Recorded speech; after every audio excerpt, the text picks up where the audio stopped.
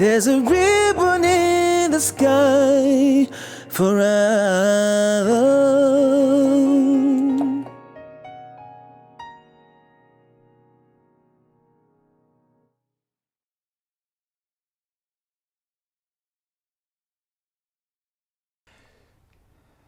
Brad Young, what happens in Vegas? Stays in Vegas. Awesome. Yeah, that's the whole reason of this podcast. Yeah. But yeah, what brought you to Las Vegas? Why are you here? Are you from Las Vegas? I'm not from Las Vegas. I'm from St. Louis, Missouri.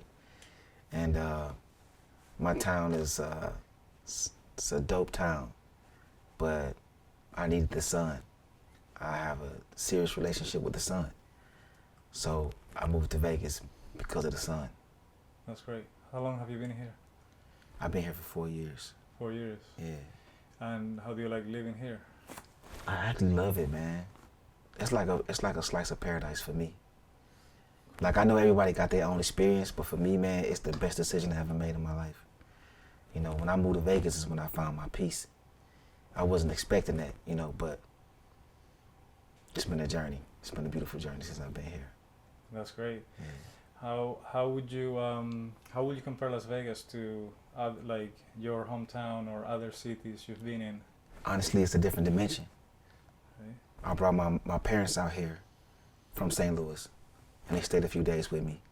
And the most profound thing my mother said when she left and went back home, she called me and told me, she said, listen, you live in a different dimension. And I was like, what do you mean by that? You know, she was like, it's so vibrant. It's so vibrant and beautiful. And she was like, I love it there. And she was like, I'm moving. She was like, get ready. We're packing our bags, and me and your dad, we coming out there. So I was like, cool. That's So, great. yeah. That's great. Yeah. So yeah, Las Vegas is always popping. What kind of Las Vegas do you live? What's your experience like here? You know what? My mentor actually is the person who convinced me to move to Vegas the first time, right? Because, you know, I was always an LA guy, being in the music business, right? So, you know, the music business is either Los Angeles, New York, or Atlanta. And I chose LA over everywhere because of the sun, again. So, me just always being in LA and doing my thing in LA, I would come to Vegas to just kick it, you know what I'm saying, to have a good time or whatever. And I'd never been off the strip. So in my mind, Vegas was just the strip. It was just hotels, casinos, and people were flicking cards and giving, you know what I'm saying, hooker cards to hookers and stuff like that. Mm-hmm. That was my experience. We had a lot of fun, you know what I'm saying. We used to drive to Vegas all the time from LA to come here and do pool parties and stuff like that, you know what I'm saying, I do shows. And so my mentor was like, you know what, Brad, you should move to Vegas. It's you know, it's less expensive. You could save more money and taxes and stuff like that. At the time, I really wasn't thinking about that. You know what I'm saying? I was just in the music business, spending money, having fun, living the life in Los Angeles. You know what I'm saying? Mm-hmm. And so what happened was we did a project here in Vegas that included this legendary R&B group by the name of Jodeci. And so I spent like 2 months here working on that project. And the studio we were at was in Henderson. I had never even heard of Henderson before a day of my life. You know what I'm saying? Mm-hmm. Just Las Vegas. Yeah. So the studio was in Henderson, and we just vibing every single day. And I remember I used to walk outside it was like 2 stories up, and I used to walk outside and I'd be on the balcony. And I'm looking at the mountains. I'm looking at the sun, the sunset, and it was gorgeous, right? The most gorgeous thing I ever seen. And I felt like God spoke to me in that moment and was like, this is where you belong, right? Nice. So I'm like, cool, I'm gonna make that move because I'm gonna listen to my inner self, right? I'm gonna listen to the God in me before I listen to anything or anybody else. So I heard that voice clear as day saying, this is where you belong. And so I told my mentor, I said, hey, you've been trying to get me to come here. I'm gonna do it, you know?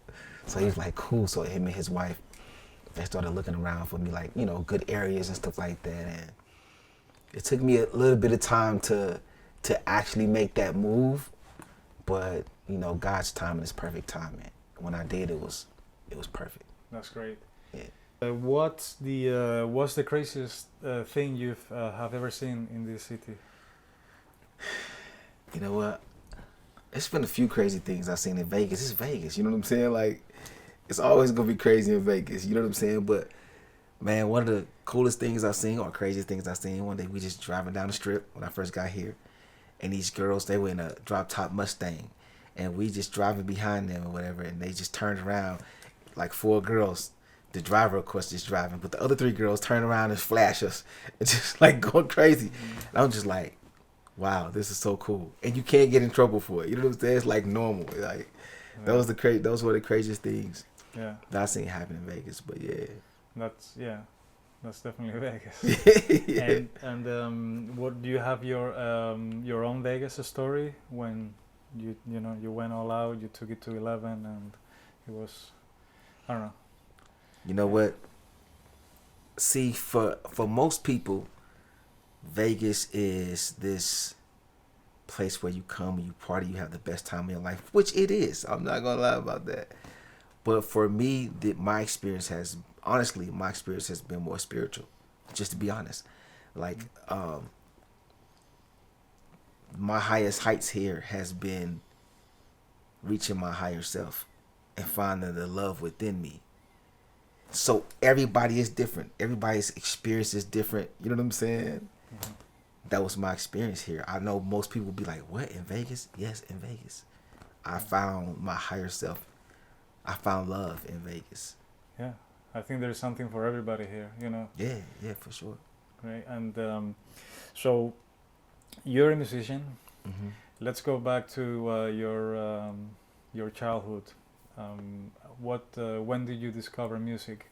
Oh, before we get into that, what's music to you? Music to me, it is me. I am music. I was telling my friend the other day that I didn't choose to do music. It chose me. It chose me. I had no choice. You know what I'm saying? Like, I feel like some of us get chosen by some things. Sometimes we choose something and then we work hard at it. Some things are there from birth. And for me, that's what music was. It was there from the very beginning. As long as I can think and remember, I was always close to it and always in love with it. And I grew up in church. So my older cousin was the minister of music at church. So he played the organ and teach the choir. And I just remember he would play the organ. It touched my soul. Every time I heard him play, it would touch my soul. Like, I was so addicted to just listening to him play and watching his hands move on the keys, and I was like, I want to play the keys one day. And so one day after church, I just started playing the piano. I didn't know how to play the piano, but I understood the keys. I don't know how I understood the keys, but I just understood the keys. And he walked over to me. He said, "Who taught you how to do that?" I was like, "Nobody." He said, "You doing it right now? You just making it up?" I'm like, "Yeah, I just messing around with the keys." He was like, "Wow, come after church and I'm gonna show you how to do this for real."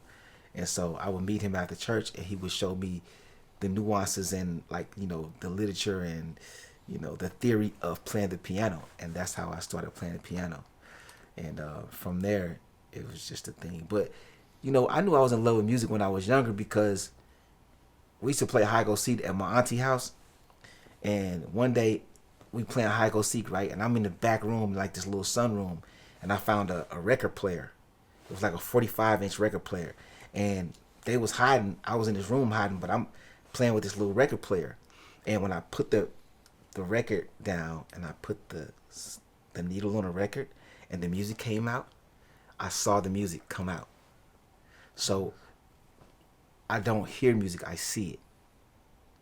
So when I saw the music come out of the record player, that was the first moment I was like, wow, I'm looking at these notes. I'm looking at all the sounds, the shapes of the sounds come out of this record player. And I'm like, oh my God, I'm in love. And so the other kids, they come in, they like, "You it?" And I'm like, "I'm not playing anymore. I just want to do this right now."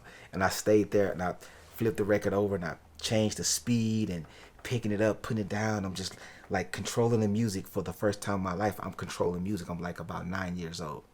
And I'm like, this is absolutely amazing to me to control music right now. You know what I'm saying? And I think that's how I became a producer. That's what made me be so interested in how to make music, how to control it, and manipulate it, and make it sound like this and that. And so, yeah, that was the beginning. That's awesome. There's something so powerful about it, and it sounds like it got a hold of you in a really positive way, Yeah. And yeah, it seems like yeah, wow, no, congratulations. Do you play any other instruments besides the piano? Yeah, I play the guitar. Okay. I play the drums. I play the xylophone. I play the organ. If you just give me an instrument, I'm gonna play it. How did you go to school? Did you just you self-taught? How did you learn all the other instruments? I self-taught myself all the other instruments. I just sat down with them. So that's why I say that's how I know it chose me, cause I didn't or maybe I was a musician in my past life. You know what I'm saying? To be able to just sit down and play instruments I never played before, or just understand it and figure it out like that. I'm like, this had to be something I did before. Yeah, You nice. know? And how would you describe the music industry today? Because I would assume it's very different from the 80s. I mean, before the internet, I guess everything is so much different now. I came into the music business in the 2000s. It most definitely, this was before. I mean, we had social media, but we didn't have it to the. There was no such thing as Apple Music or Spotify or anything like that. You know what I'm saying? Like, we were on MySpace. Yeah, yeah. So Facebook, stuff like that, but it's totally different now. It's totally different with streaming. Is it harder or easier for a it's young musician? It's a million times easier. It's a million times. Oh, how so?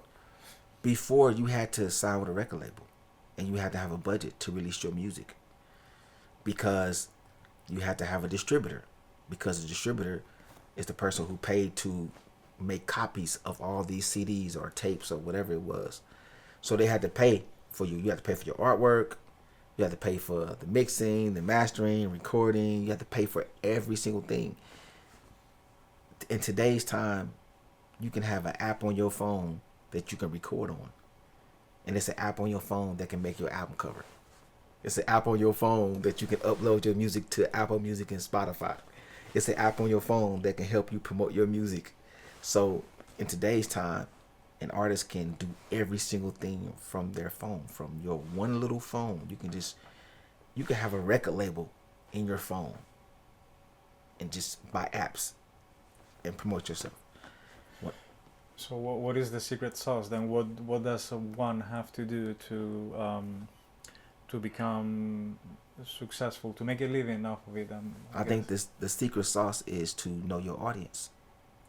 100%. You have to know your audience. If you don't know your audience, then it's kind of like throwing something against the wall and then hoping that it stick. You know what I'm saying? Versus having a target. So it's just like Ford, whenever they're promoting their truck, the F-150. It's the most selling truck in the history. And when you watch the video or when you watch a commercial of the Ford F-150, it's a guy with a hard hat on and some lumber, some jeans, and he's hauling stuff around, and it's showing how strong the Ford truck is. You couldn't do that same commercial with a guy with a suit on and a briefcase, because that doesn't appeal to that audience. You know what I'm saying? Yeah. No. So it's about branding, 100% branding, and knowing who your audience is and projecting your music to that particular audience. And talent versus hustle, which one comes first, or which one weighs the most? Honestly, the person who got the hustle will always be the person with the talent. Some people are not as talented as the next person, but they just have more drive. And it's all about getting the eyeballs on what you do. The person who win at getting the most eyeballs on them, that's the person who win in the pockets at the end of the day. Nice. You just gotta keep on swinging, I guess. You gotta go as hard. You can't get outworked.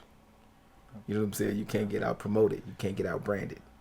Yeah, feeding the beast, like I heard some people say. Yeah, you gotta keep feeding the beast. You gotta keep feeding it. Who were your idols growing up in the music? Obviously, in the music. Uh, I mean, you know what?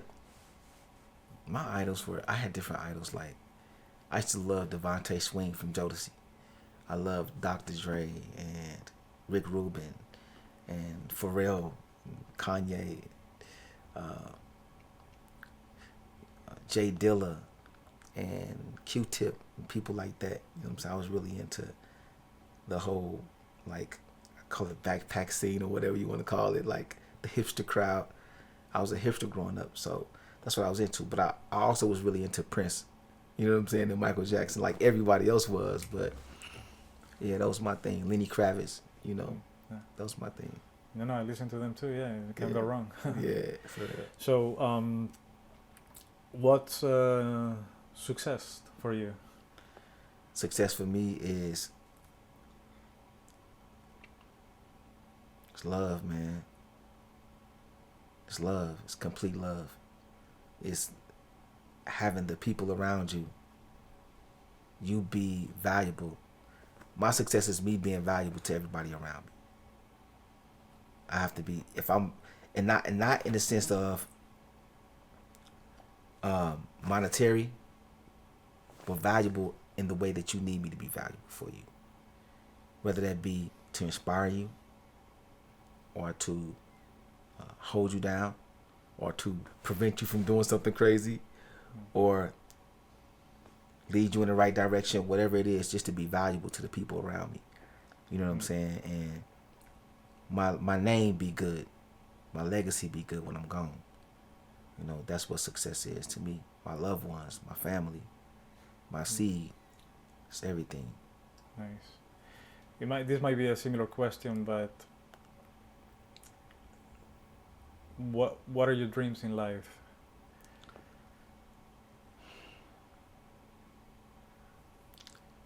Man, my dream, honestly, is to create a place for my family and for everybody who believe that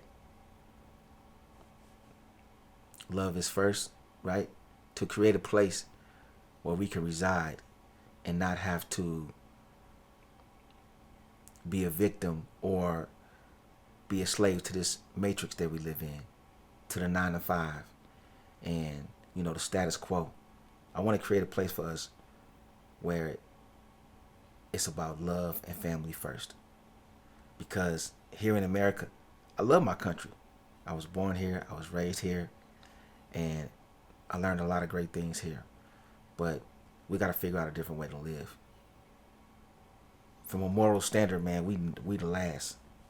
You know, we last in love and morality. We last. Okay. I just want to create a place where love is first. Can you elaborate a little bit more on that? Are you talking about race, or what exactly are you talking about? Nah, Sorry, I'm talking about, of course, my own family, right? My bloodline, my family first. yes. And then after that, any person, it doesn't matter your race. Because if what matters is if we have the same ideology, if we're vibrating on the same frequency, that's what matters more than anything, not your race, in my opinion. You know what I'm saying? Frequency matters more than race. What frequency are you vibrating on? That's what matters. And everybody who's vibrating on the frequency of love, I want to create an actual physical place. I want to get land in another country and create a place where we create our own economy and our own culture. And our culture will begin with love. Love culture. And that's my dream. Yeah. No, I agree. Love. Yeah, I think love is the answer. To be honest with you, yeah. That sounds like a big project, though. It's a big project, but America was a big project. Somebody got to start it. Somebody got to have a dream first. Why not me? You know, why not me be that person to say, this is what we're doing. This is what we're about to start. It's going to take a lot of other people, but somebody got to start it. Somebody got to get in the bulldozer and start pushing the dirt around first. You know what I'm saying? Well, me being European, I can actually relate to that because Europe is great too. But if there is one thing that I can't say is that here in America, anything is possible. Anything. Nothing is impossible. Versus over there, it's a little bit more of, I don't know. There's not that mentality. There's not, I guess, dreamers like yourself that dream big. You know, that's great. You know. Yeah. Do it, man. Go for it. I am. Nice. It's mine. Awesome. So, what's the what is your biggest challenge right now? My biggest challenge is just me. You know what I'm saying? My biggest challenge is just getting out of my own way. To be honest with you, man, sometimes we think so big and we dream so big that fear get in the way. Just to be honest, fear is the biggest challenge. I heard Mike Tyson say, when I'm afraid of something, I just do it because I'm afraid of it. And that's the best thing I ever heard somebody say. And when he said that, it struck something inside of me. Because to be honest with you, I've had a lot of fear. Just fear of failure. Fear of not living up to the expectation of who my peers believe that I am. Do I really believe that? You know, they always say, you know, Brad is so great and, you know, he's a genius in this. And I'm looking at myself like, do I even believe that? You know what I'm saying? And sometimes it's like the fear of, if I do this and it's not great and it's not on genius status, did I let them down? Did I let myself down? And sometimes that fear make us procrastinate. Yeah. So, just fear. Yeah. How the saying goes, you're your biggest enemy. Yeah, you're your own worst enemy. Your worst enemy. There Yeah. you go. Yeah. Yeah, it's I learned that very late in my life, to be honest, believe it or not. But yeah, without failure, there can't be success. Nope. But you can't fail unless you try. You know. Exactly. Yeah. And so, for me, man, it was just, I ain't gonna lie to you, man. I'm just being vulnerable right now. You feel what I'm saying? Like, I've had a lot of fear. Extreme fear of not living up to my own expectation and others around me.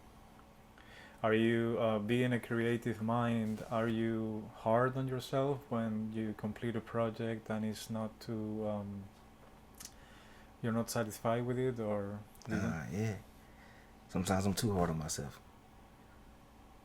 Because if it's not genius level to me, then I don't want to release it. You know what I'm saying? I don't want to. But, you know, the people around me are always like, just release it. You know, I just got to get out my own way, man. That's it. But, okay. But I'm getting that even though you feel that way, you don't stop. And I think that's key, right? Nah, I never stop. But I could do more. I never stop. I've never stopped doing music. I've never stopped. I may have wanted to stop, just being burnt in the music business so many times. And the music business, man, sometimes, man, it's like you're dealing with so many devils. I'm just being real with you, bro. You're dealing with so many devils. And sometimes it'll put you in the mind frame of, how could I out-devil this devil? Right? And who wants to be in that mind frame all the time, trying to out-devil the devil? It's crazy. It's a negative energy. It is. And so, as a creator, sometimes it stunts your creativity, right? But I had to just turn it around and say, I'm not going to fight fire with fire, right? I'm not going to fight the devil. I'm not going to try to out-devil the devil. I'm not going to try to be better than somebody. I'll just be better. Would you agree that two wrongs makes no right? It'll never make it right. Two wrongs will never make it right. That's why I say I won't be badder than you. I'll be better than you. You can do bad as much as you want to. I'll do better. I'll rise above. I'll vibrate on a higher frequency. Hmm. Would you, without naming names or places, or could you share a story of some like a hard lesson, something that you were heartbroken or in your career? The lowest I ever been in my career, man, was I put a record out 2012, 13, something like that. It was called Grown Man. And it was on the radio. And it went to the #1 spot. And I did a bunch of meetings with the different labels and stuff like that. And one label in particular, they wanted to sign me. I wanted to sign with them too because they were experts at R&B artists. They had a lot of big R&B artists on their label at the time. And I wanted to be with that label. And so I had 2 meetings with them. Both meetings went great. And because both meetings went great, I told the other labels that I was not interested anymore before I signed that deal. And that executive, he was in the process of being terminated, and I didn't know that. And he didn't sign me. And so when he didn't sign me, it was too late for me to go back to the other labels. And I had that record out, and I also had a record out with Lil Wayne and Yo Gotti. And that record was doing well, but my records started going down. And I was like right there in my mind, you know what I'm saying? It took so much out of me. Both records started going down. It took so much out of me. I had a nervous breakdown. You know what I'm saying? I didn't know I had a nervous breakdown because one day I was just walking down this busy street. I didn't know this is what my friend told me, right? He pulled up on me. He was like, "Why you walking down the street, man? What's going on?" I'm like, "I'm just walking." He like, "Something ain't right." So he put me in the car. He took me back home. He called my family. He was like, "Y'all got to keep an eye on him because something not right about him." And I didn't know I was having a mental breakdown. You know what I'm saying? The reason why is because I had put so much into what I was doing at that time. And I just knew at that moment this was it, right? I was at the highlight of my life. And not to mention that during that same time, my partner, my best friend who I did all my music with, I found out he had cancer, killed me. So I just started spiraling. You know what I'm saying? So it's like I lost my record deal, my other record going down, my best friend got cancer. I just started, it means, think about it, like I'm picking out, I was supposed to get like at least $1 million from this deal, right? It's supposed to be $1 million deal. So I'm picking out houses. Me and my best friend, we both picking out houses and everything because, we're about to turn up. And for me to lose that, I just spiraled, man. And for him to get cancer, I spiraled. Everything came at the same time. Yeah, at one time. It was like too many bullets. Yeah, at one time. And that was the only time I felt like, that was the first time I felt like, you know what, I'm done with music. I felt, I was most definitely hurt. And I was pissed off. And I was spiteful towards music for the first time in my life. I was just like, man, I could have just not did it at all to, to get here and to get to that point. But God is good, man. So many other doors opened after that. And I did so many other records, produced so many other records. So it was just like, I got lifted back up. It chose me. It had no choice but to give me another shot. You know what I'm saying? Gotcha. It chose me. I didn't choose it. It chose me. Nice. It had to come back around. Yeah, that's a great state of mind. Yeah.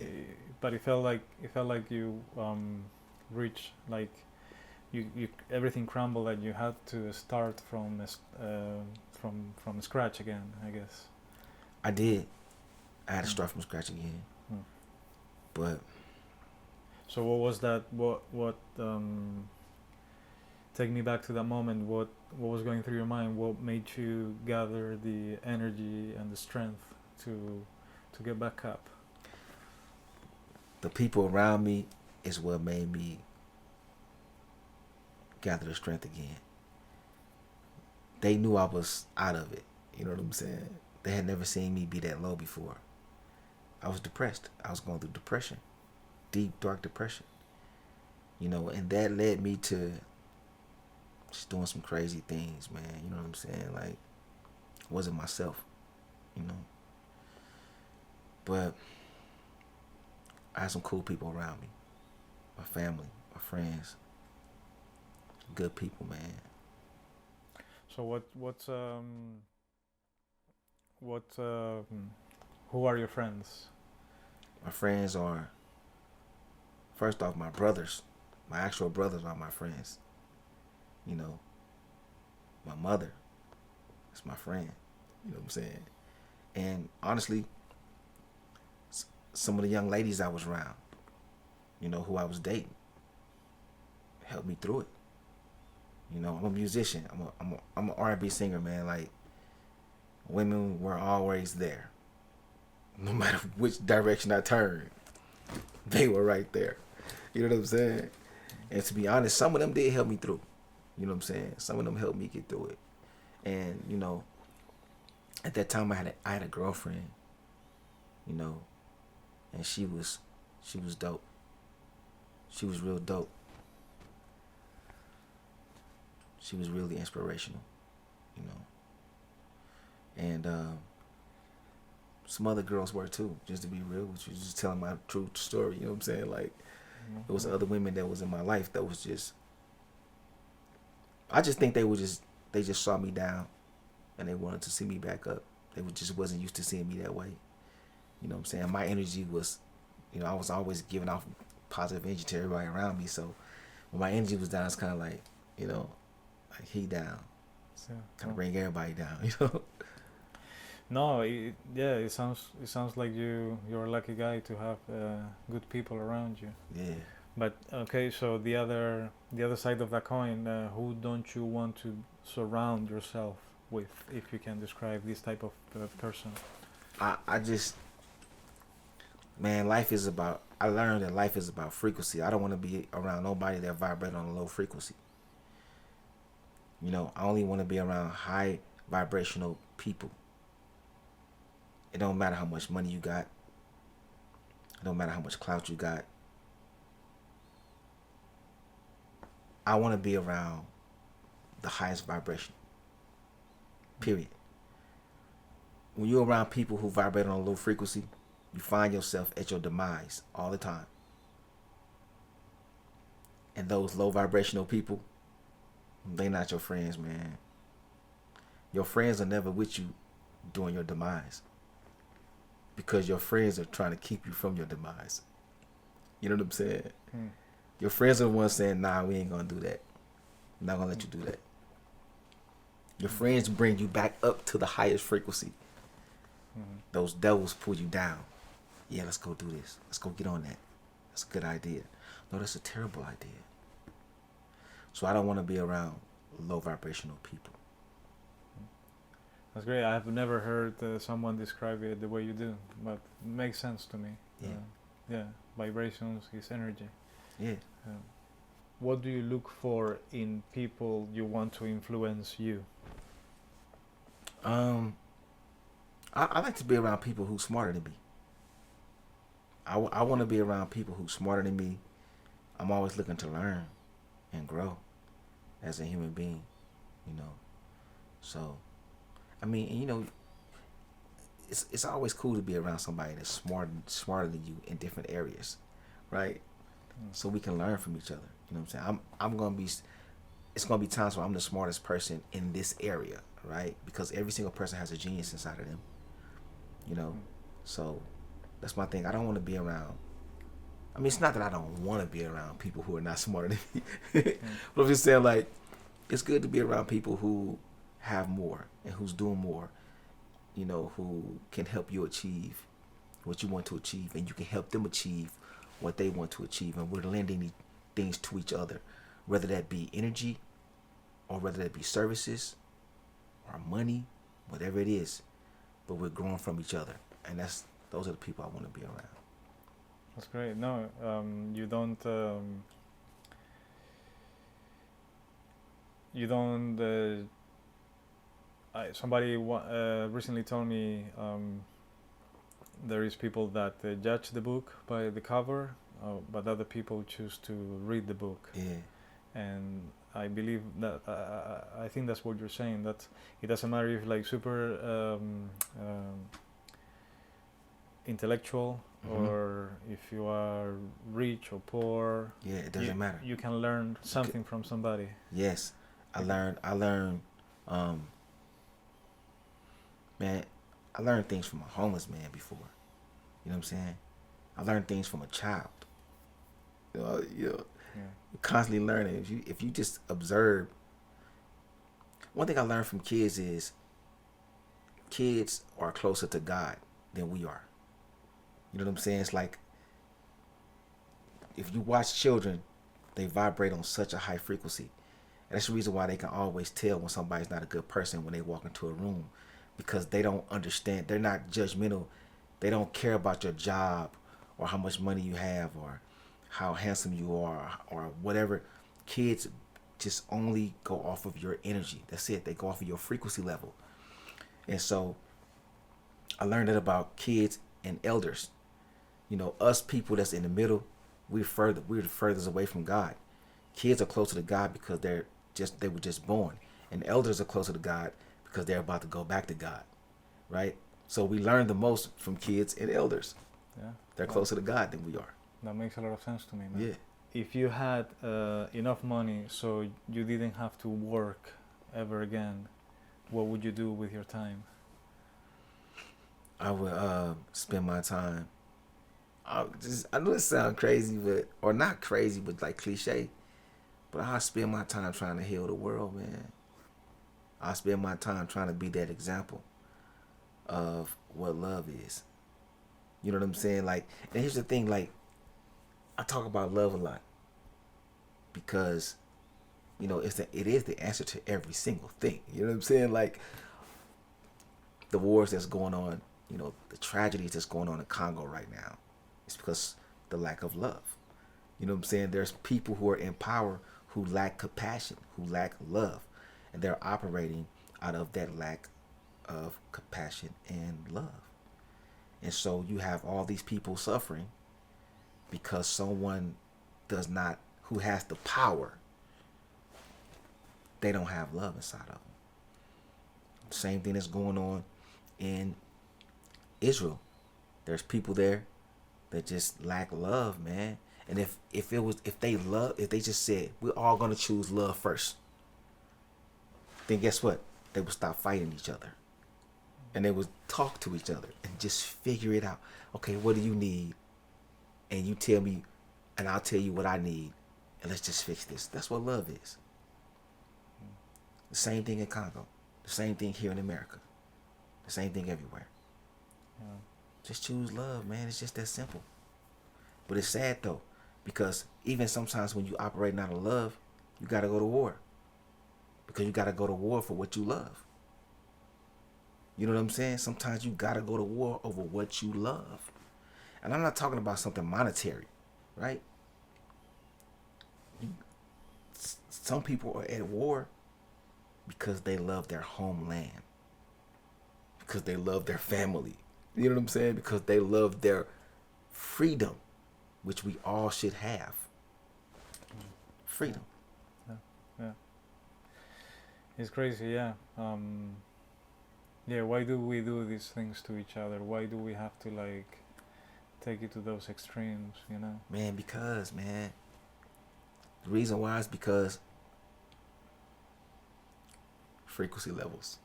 Yeah. There's people who operate on very, very low frequencies. And unfortunately, some of those people run our governments who are operating on a very low frequency. And the only thing they care about is monetary gain. And so their greed and their lust is the reason why there's war. because of greed and lust. Yeah. That's so sad, man. It is sad, Yeah. but we could turn it around. Honestly, we have the power. We have the power. All we have to do is just forget about race, forget about culture, forget about ethnicity, and just say, you're a person, I'm a person. What do we want in our world? This is our world. It's not their world. It's our world. What do we want? That 1%, man. If all of us said, nah, we ain't going for it, what could they do? Nothing. Just say, well, yeah, they're not going for it. Yeah. It's possible. Yeah, it's certainly possible. Yeah, but it's fear. It's fair. Yeah. It's fear.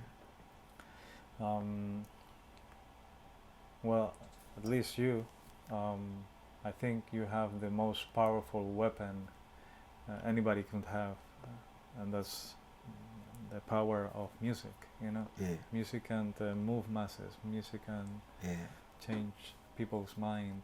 You know, can, for sure. Yeah. Music is a universal language of love. You know, I'm on TikTok, and I'm watching this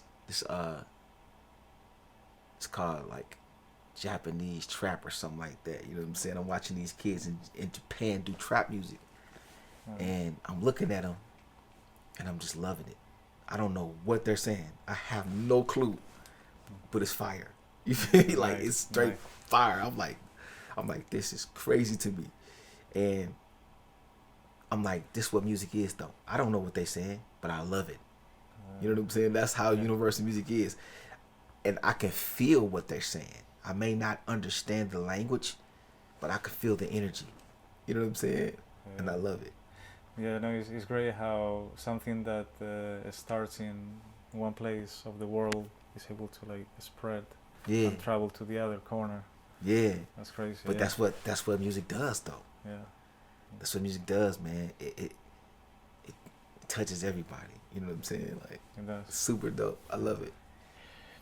Okay, name a song. What's your favorite song right now, or of all times? My favorite song of all time is "Kiss of Life" by Sade. Kiss of Life. Yeah, I feel like it's just perfectly written. The lyrics are perfect, profound. You know, you gave me the kiss of life. You know, like, that means that she wasn't living before she had that kiss. You know what I'm saying? Like, that's beautiful. And those lyrics are incredible to me. Yeah. Nice.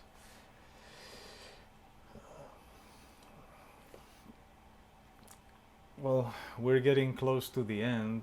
I would like to give you this space for you. Is there something that you want to share, a story, or